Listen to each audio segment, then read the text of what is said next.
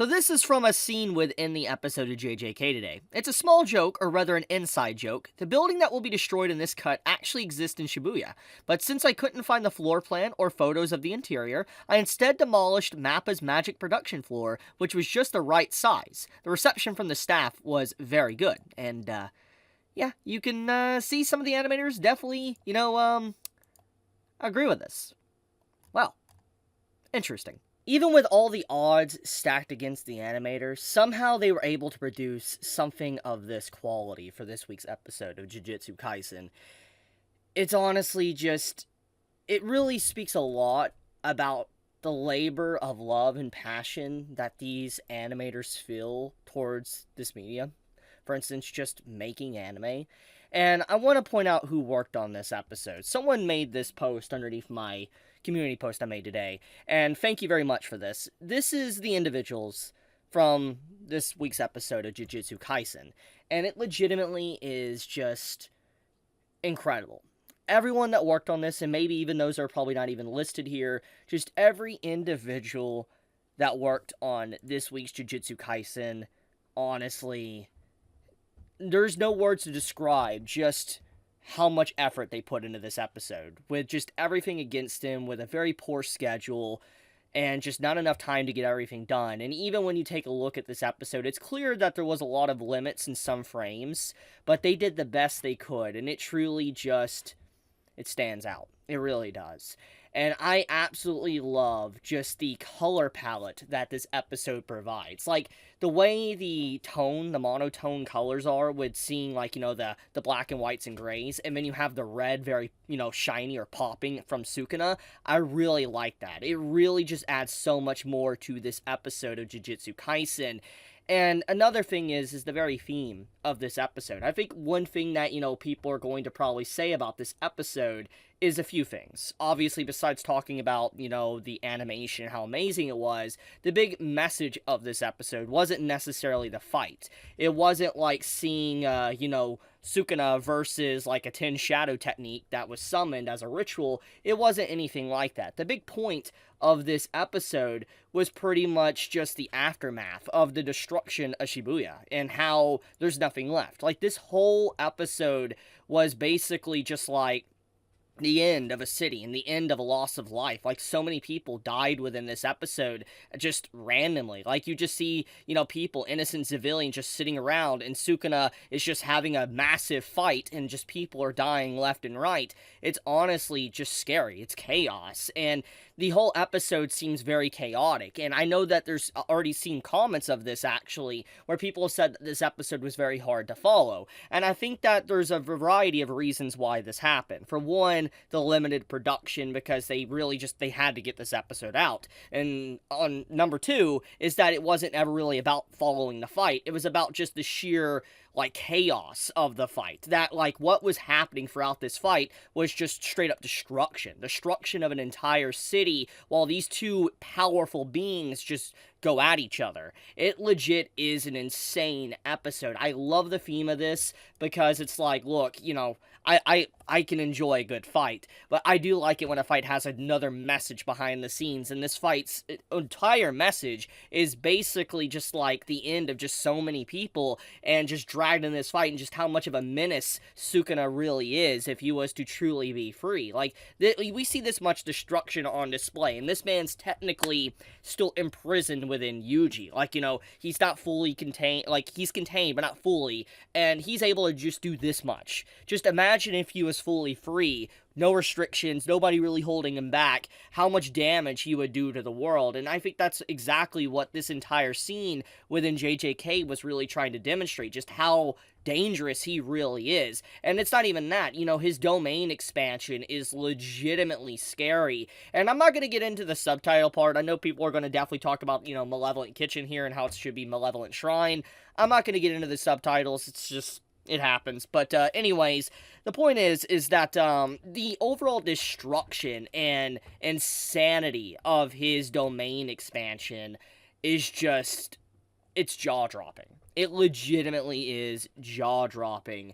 And I love the narrator on the scene kind of adding a lot to it, explaining what is kind of going on to really get everybody up to speed. And you just have random civilians just getting shredded and all that. It's just, like, this slow walk as well. Like, oh my goodness, this wide man just walking up. Like, that is legit insanity.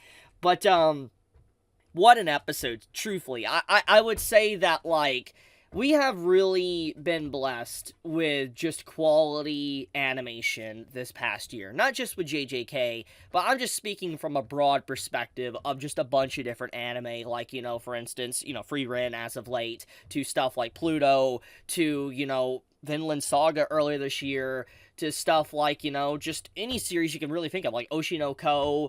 I mean, there's so many series that just have aired this year, like even One Piece episodes that have just been outright insanity, and it's just like, what a time, honestly, just for animation. Like, it's like, anime really has become just something else, like in terms of the way it's presented and just the flashiness of it. But obviously, a lot of times when it comes to the flashy nature and just how good these things look, is usually the sacrifice of the animators to get these products out. Which, I guess, before I go any further and really diving deep, headfirst deep into this episode, I do want to talk about a few things. So one thing in particular that I want to mention is this. This is an individual that apparently is an animator that worked on today's episode of JJK. They posted a few images of some of the frames and stuff that they were working on, as you could see here, and legitimately, it's really nice to see behind the scenes stuff. They talk about it, and the way they open up this combo they posted today is saying that 2 years ago I said I would never work for Mappa again, and the only reason why they came back was because of Hakuyu Go, which, as I talked about the other day, Hakuyu, you know, this animator, Hakuyu Go, was, you know, someone that said throw your card key in the company trash can when you leave work. And this was, at this point in time when this was posted, it was a rumor that he was going to be working on this upcoming episode of JJK. Now that, you know, the episode is out and we got kind of the staff listing, as you could see here, it's very clear he did work on the episode with his team. And so this message does now give more concrete evidence that yes, he was definitely talking about Mappa, when especially you tie it with this. So anyone that still has doubts that there is a lot of production issues behind the scenes, just take a look at this. It speaks for itself. Now let's actually get into this episode and how it was. On the surface, anyone that watches this episode, they're going to be like blown away by the sheer magnitude and just the quality. But deeper looks, when you really dive in deep and you look at a lot of different frames, there's clearly a lot of things throughout this episode that isn't finished. There's frames between movements and character expressions that is not necessarily finished. There's things that you can clearly see just had to be forced out as quick as possible to be able to get this episode out. And I think that because of the nature of the episode and that it was just chaos, like it was supposed to be chaos of, you know, just the city being destroyed, you know, Shibuya just completely coming down, being crashed and cut apart and all that, I think that, you know, it works fine. For the missing frames, even though it wasn't intentional, it works fine because of the chaotic nature of what this episode needed. So I think that is completely fine. And so on the surface, people are going to be like, this episode looks great. But deep down, it's very clear that, you know, this was not a finished product. I do think that, you know, the animators did as best as they could, and I will praise them in every area that I possibly can. I think anyone that enjoys this episode is a good thing. You should enjoy this episode. I think it'd be very disrespectful to say that you shouldn't enjoy this episode, because there's been a, you know, kind of a conversation for the past few days I've seen, where people have been like, you know, now that they know the truth about, like, this whole situation with Mappa and what's happening to these animators, people are like, maybe I shouldn't really enjoy JJK. That's what people have been saying. I've seen that conversation pop up. And I think that is not necessarily the case. I think you should enjoy JJK because the animators are doing everything they can to produce this. Even if they're obviously overworked and passing out at their desk, it's very clear that they are trying their best and putting as much passion as they can into this with the little time that they actually have. And so I think that it's okay to enjoy this episode and want to watch JJK, but it's also good to know what's really going on and be aware of the situation of why maybe some scenes don't look as good as others, or why some episodes aren't good as others, and why there just seems to be a constant, like, quality dip maybe between certain scenes is because of reasons like that. And it's nice to see more people becoming aware of, you know, just the problems behind production. Even if nobody fully understands exactly what is going on, it's nice nice to see awareness building up, that it's not necessarily the studios that we should be praising when we have some of our favorite series have great episodes and amazing animation. We should be praising the animators, the staff that worked on that episode to bring these things to light and make them truly just a magical experience that will go down in history and continuously rewatched, and just people will go back and think about being like, man, this was an incredible episode. And that's exactly what we got here. So overall, this episode of JJK, honestly, spectacular. I really wish we lived in a different timeline to where we could have seen what this episode could have been if it was given enough time. Like, imagine, just, like, this episode was... No, I don't think anyone's denying how good this episode is. I just imagine if we lived in a timeline to where we actually got to see everything here how it was meant to be shown. Obviously, we don't live that reality, and that's not going to happen now, but it's just like, this just shows the talent that, like, is behind this series. Like, there's so much talent that is poured into JJK. Like, episode 41, really, I would say, yeah, exactly what the leaks were saying. This is definitely better than the previous episode with the Sukuna versus, Jogo fight. I 100% believe this is a better episode. I just think, like, I really wish we could get more time for these staff members that clearly have just so much talent that it's insane. So, just shout-outs to the staff that managed to get this episode out, despite every hurdle that was against them, everything pushing back against them. They somehow still managed to get this episode out, and I know that they're going to try their best to get the next episode out as well, and they're going to keep trugging along. And it's just like, I hope nobody forgets just how much passion and love that is being poured into this project, because, like, this episode is really just, truly, if there's any way to describe it, a labor of love from people that really just don't have enough time to work on this. Now, with that being said, I want to talk about one scene in particular that really stood out to me before I wrap up this video. I want to talk about the scene with Yuji at the end here, and how he basically, he's oh man, the man is...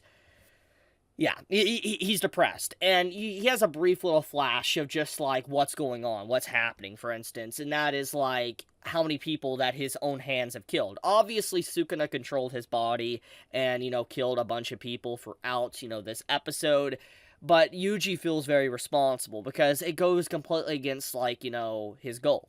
Like, the beginning of the episode really just, like, summarizes this. Like, when it opens up, you hear Yuji and his grandpa talking about, like, hey, you're a strong kid, so help others. And it's basically been his motivation since the very beginning of the story. Obviously, his motivation has already shown cracks thanks to what happened early on within the story, thanks to Mahito. But I think that Yuji, for the most part, he's been trying to live this goal, this objective his entire life.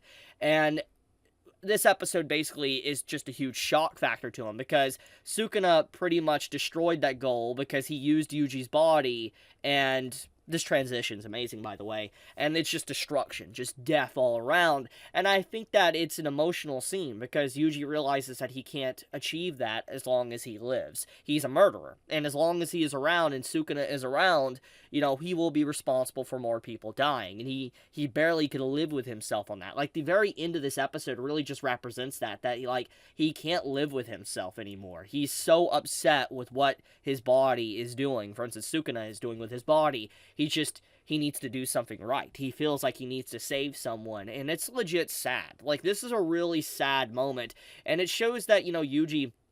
He's not given a lot of plot armor. Like, a lot of MCs and stuff within stories, they're given plot armor, or they're able to accomplish their goals back to back. You see this continuously throughout many shonen stories, because these stories are supposed to give hope. They're supposed to allow you to feel like, man, it's nice to see this happy ending, because, it's good to see, characters striving for what they believe in, fighting for their goals, and achieving it in the end. Hard work, etc. But the more and more Yuji tries to fight for this goal, it becomes more and more unattainable. And I like just the realistic nature of what this episode does for Yuji's character.